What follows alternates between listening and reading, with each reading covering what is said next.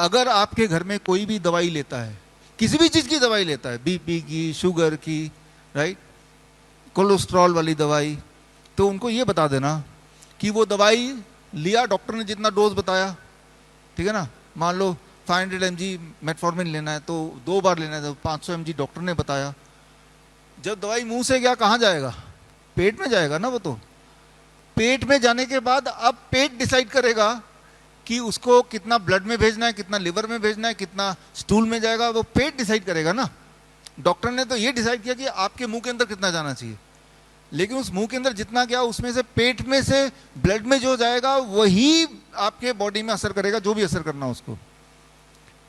Interesting बात क्या है, वो डॉक्टर को ये नहीं पता कि ग्रेविटी भी काम कर रही है हमारे बॉडी में, काम तो कर रही है ना। तो इंटरेस्टिंग बात है कि जब किसी ने दवाई लेके अगर वो अपने बाएं करवट लेट गया तो दवाई सिर्फ 1/4 ही ब्लड में जाएगा और बाकी वेस्ट हो जाएगा। ग्रेविटी का रोल कुछ ऐसा ही है। वही अगर राइट की तरफ अगर रख के फिर अगर दवाई लेता है और उसको राइट की तरफ लेट जाता है तो दवाई का असर कितना हो जाएगा? डबल हो जाएगा।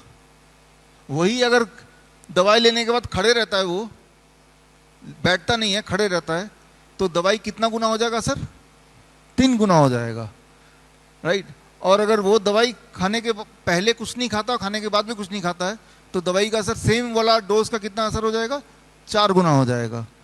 तो आप सोचिए कि एक ही दवाई है, उसी इंसान ने खाया, उसी वक्त खाया, अब वो कितना बॉडी में असर करेगा वो निर्भर करता है कि उसके बाद उसका पोस्चर क्या है। लेकिन क्या आपको लगता है किसी डॉक्टर ने कभी इस बारे में बताया? राइट, अगर वो खड़े खड़े रहता है, यानी कि दवाई को जितना असर करना चाहिए था उसका 3 गुना असर कर रहा है, तो बीपी की दवाई अगर 3 गुना असर करेगी तो क्या होगा उस इंसान को? Low blood pressure. याद रखिए, हाई ब्लड प्रेशर नहीं, लो ब्लड प्रेशर से हार्ट अटैक होता है। तो ये डेंजरस है उनके लिए, बीपी की दवाई खाने वाले लोगों के लिए। एक तो खाइए मत, DIP डाइट अपनाइए तो बीपी की दवाई छूट जाती है, या फिर अगर खाना ही है, खाने के बाद खड़े मत रहिए, बैठ जाइए भाई, राइट। छोटी सी बात है, ग्रेविटी वर्क्स ज़्यादा पावरफुली बॉडी में when you are standing, right.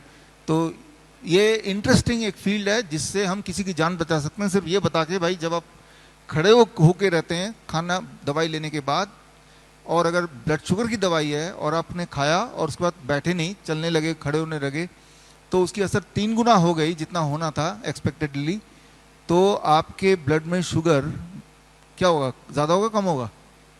कम हो जाएगा। Low blood sugar, hypoglycaemia. याद रखिए, हाई ब्लड प्रेशर अगर, हाई ब्लड शुगर अगर किसी का रहता है 300, 350, 400 ब्लड शुगर, कई महीने लगेंगे उसके ऑर्गन के फेल होने में। लेकिन अगर लो ब्लड शुगर हो जाता है तो कुछ घंटे के अंदर ही वो ऑर्गन फेल हो सकता है, कोमा में जा सकता है, मर सकता है। High blood sugar is dangerous over a period of many months, low blood sugar is dangerous with in few hours. और लो ब्लड शुगर कब होगा? जब ग्रेविटी का रोल हावी हो जाएगा। वो कब हावी होगा?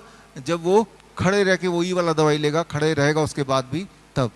तो ये एस्पेक्ट अगर हमने इग्नोर किया तभी फर्टिलिटीज होती है, तभी मौतें होती हैं। फिर लोग सोचते इसको हार्ट अटैक क्यों आ गया, राइट, अचानक क्यों कोमा में चला गया, अचानक ब्लड शुगर क्यों कम हो गया? तो उसका आंसर कहीं यहाँ छुपा हुआ है, ग्रेविटी एज मेडिसिन। अगर आप डॉक्टर BRC क्लिनिक या फिर डॉक्टर BRC हॉस्पिटल खोलना चाहते हैं, या फिर अपने एग्जिस्टिंग क्लिनिक या हॉस्पिटल को अपग्रेड करना चाहते हैं विद डॉक्टर BRC प्रोटोकॉल, तो स्क्रीन पे दिए हुए लिंक में जाके फॉर्म भरें।